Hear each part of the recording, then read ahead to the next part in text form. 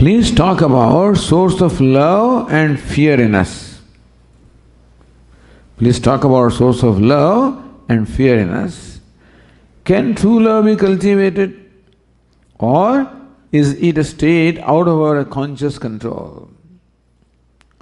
True love can be cultivated because you are love. Meaning that we have infinite storage of love within ourselves. And how love is cultivated is by tapping into the love which is our nature. How do we tap? By an action of loving, a loving action. What is loving action?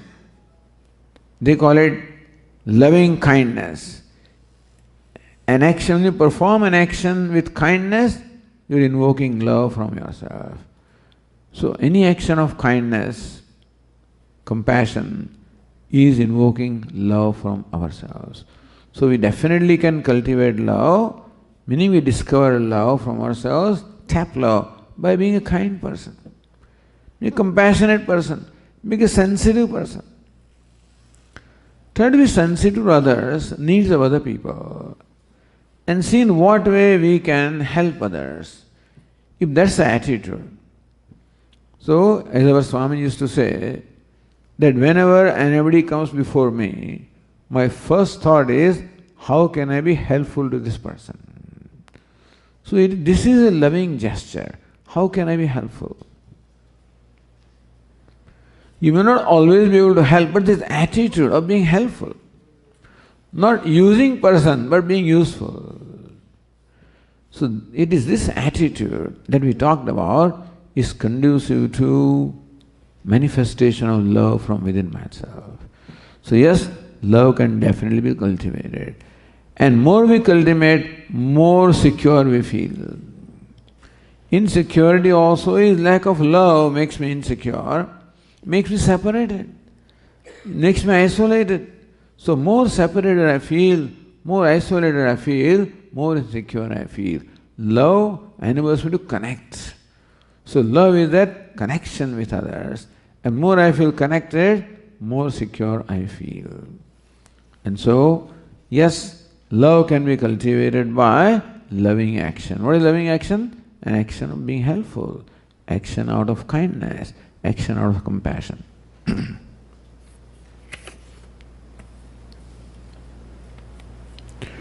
How does Sattva-guna bind a person? Lord Krishna says all the three gunas bind. Sattva binds by a desire for happiness or knowledge. Meaning when Sattva-guna arises, there is a desire. For what? Knowledge. When desire arises, desire is an expression of bondage. So desire for knowledge also is a kind of bondage. But it is a bondage that can be very easily removed. Lord Krishna says that the bondage is of three levels. One is the bondage of the nature of the smoke which covers the fire, which smoke can be removed simply by fanning. Other is an obstacle like the dust on a mirror which needs to be scraped. And third is like a child in the womb for which you have to wait for a long time. So Sattva, Rajas and Tamas. So Sattva creates the desire for knowledge that can be easily fulfilled by approaching a teacher and gaining the knowledge. So that is a desirable bondage. The Sattvic bondage is a desirable bondage because it ultimately makes us free from bondage.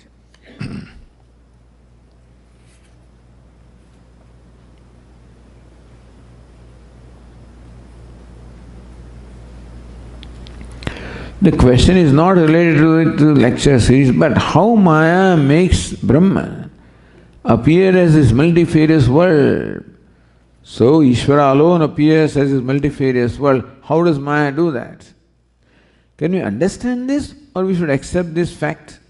We can understand this. For that, the example is that of dream. In the dream also we have a similar experience. Sometimes I dream like this, where I am giving, talks or lecture to a number of, listeners. It's dream. But when I'm dreaming, it is very real. I'm also communicating with all enthusiasm and they're all listening, and pleasure and pain in the dream are real.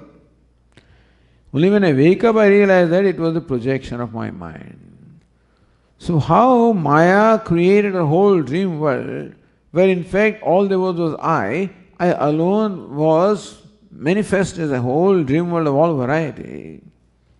This is individual Maya. The cosmic Maya creates this cosmic, So cosmos is the creation of cosmic Maya, just as individual dream is the creation of the individual Maya. That's the model.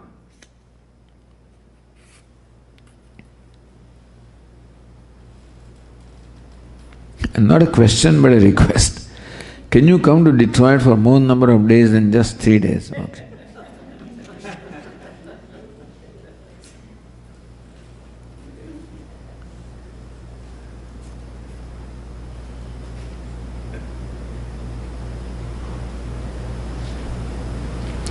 You said that we should be sensitive to the outcome, otherwise we won't be motivated to be successful. If you are sensitive, how can you make the outcome not affect you? If you don't even think about the outcome, yes, it's easier to not get affected by it.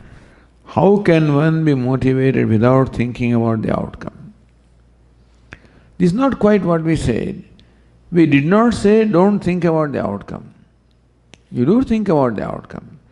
When you perform an action, action is performed for a certain purpose. When you are shooting arrow from the bow, you are shooting it for hitting a target. You don't just shoot in the air. So every action is performed for a target or for a purpose. And so while shooting the arrow, then you have to apply all your force and your skill and concentration. Once the arrow has left your bow, then you have to leave it to the law of nature. Similarly, while performing the action, you may take the responsibility. All your skills and concentration and commitment is all brought into play while performing the action, which is meant for a particular objective. But then when you perform the action and live the result, just as the arrow is released from the bow and its trajectory is decided by the laws of nature, so also I perform the action. The result is decided by the laws of nature. And just as any sportsman accepts the outcome, that's called sportsman spirit. There used to be an expression, sportsman. What is sportsman spirit? Who gracefully accepts the outcome. Because either you fail or you succeed or fail. And that failure is a reality of life. And therefore you gracefully accept it. Gracefully accepting also the failure, that without losing the heart, without condemning yourself. What is meant by graceful acceptance is you don't condemn yourself. Don't judge yourself as a failure. Don't condemn yourself. Don't blame others. Recognize that this is the reality, that Ishvara's laws work in this way and this is the outcome. That's called graceful acceptance. So accepting the outcome as Ishvara's prasada, this is called graceful acceptance. So you don't think of the results. You plan for the outcome. You do the best for that outcome. If it doesn't come, gracefully accept it. That's what Ishvara desired. Maybe that's the best for me. Sometimes you do not know that even when our desire is fulfilled, we do not know that that is the best for us. Ishvara knows better. So this is the trust or faith that a Deva Bhakta has. That Ishvara knows what is best for me more than I know. So when we have a desire, when we make a certain demand from Ishvara, please do this for me, we presume that I know that that is the best for me. But we don't know. Our knowledge is limited. We do not even know as to the outcome that is in the present, what effect will have in future, we do not know. So what appears to be success right now, what it will have effect even after 5 years, I do not know. Maybe what I call failure now may turn out to be beneficial in long run, who knows? So we leave judgment to Ishvara. I have freedom to desire, and I have freedom to perform action to fulfill that desire. But if desire is not fulfilled, I accept it as judgment of Ishvara that it was not meant to be, that must not be the best for me, and what is best for me is what God does. Like a child will accept mother's judgment, that this is what is best for me, it's what they do. And so it's not being, you be sensitive. And how do you become sensitive to outcome? Learn from the outcome. If you did not succeed, see what you can do next time to become successful. But without condemning yourself, without blaming yourself, without blaming anybody, then you maintain an objective frame of mind because of which you can learn from the outcome and you can proceed. Take it in the stride and proceed.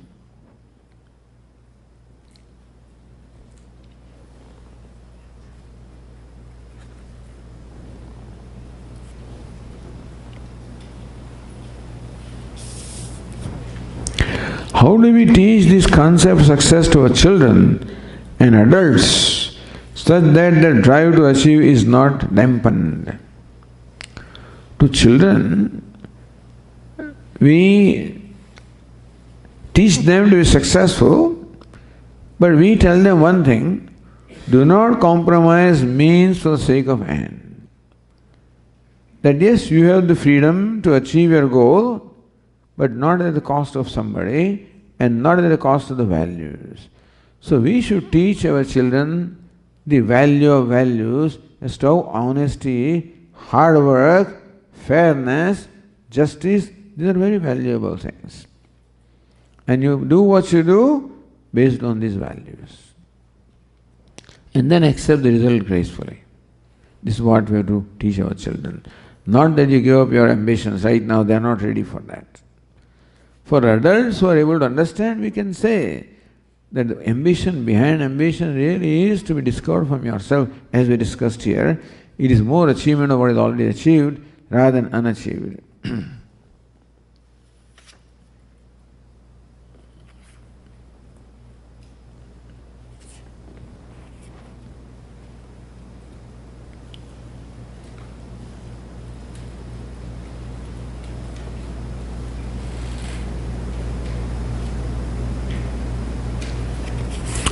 While discussing burnout, people mention about compassion fatigue.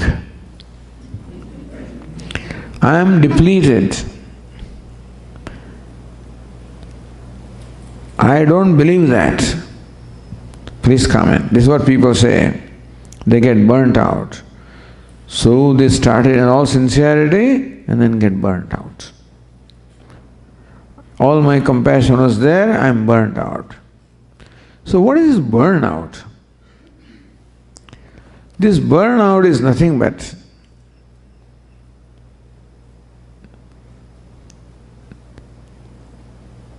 the situation that my expectations were not fulfilled. Understand that even when we perform an action out of compassion, in our mind there is an expectation that they will return the favor. So some appreciation must be there. So when I do something, some expectation is there that my act will be appreciated. When I do not get that appreciation, I become disappointed. And that disappointment builds into ultimately burning out. So burnt out is the result of the built up within my mind of disappointments. And disappointment is the result of an expectation. Sometimes we don't even know that there is expectation in our mind. Our mind can be pretty clever and it may manipulate us to fulfill its own agenda. So in the name of compassion also the mind may fulfill its agenda. In the name of giving also sometimes mind has an agenda of somehow extracting something. And so when we get disappointed, means some expectation was there. So don't build up that disappointment. When a disappointment comes, okay, let us ask the mind, why are you disappointed? Some expectation was there. Is it necessary that you should have the expectation? Or can you perform an action without the expectation? Can we be generous enough to make an offering without expectation? All burnout is the build-up of disappointments, is burnout. So I was very compassionate, but this happened, so compassion fatigue. I'm depleted. Means that every time I did something, disappointment, some depletion happens, I'm drained out. All of these are the expressions of disappointments that come from unfulfilled expectations. Meaning that it was not a real action of compassion, not real selfless action. And I don't expect that we have right away, but we have to note this tendency of the mind and identify that expectation and try to make the mind free from that. So when we can learn from disappointment. Why is the mind disappointed? What did it want? It wanted something that is not. What did you want? Should you maintain that want or can you let it go?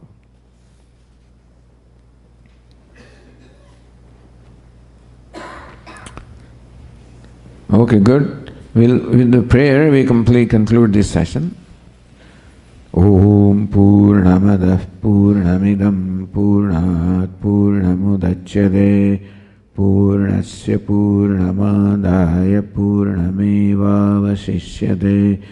Om Shanti Shanti Shanti. Hari Om. Shri Gurubhyo Namaha. Hari Om.